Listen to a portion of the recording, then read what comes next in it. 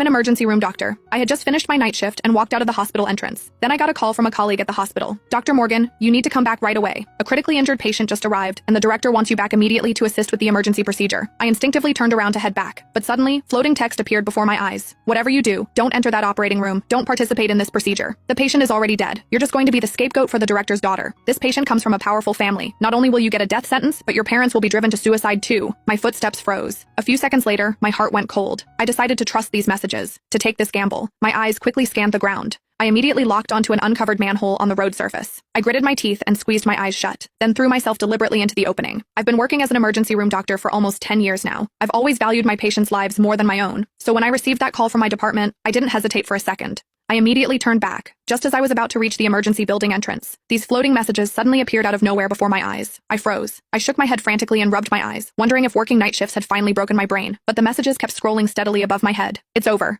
The moment you step into that operating room, they'll declare the patient dead. They're waiting for you to go in, so you can be their scapegoat. The entire operating room will cover for the director's daughter, Emily Tang, claiming your operational error caused the patient's death. Be careful! My mouth fell open. Emily Tang was my roommate and close friend throughout our 4 years of medical school. Why would she choose me as her scapegoat? Countless questions swirled through my mind. I didn't know what to do. Just then, I heard passersby nearby discussing a car accident at the intersection. Did you see that Bentley with the 8888 license plate that went into the river earlier? The owner's already been sent to the emergency room. Looks like someone important. At that moment, my phone buzzed twice.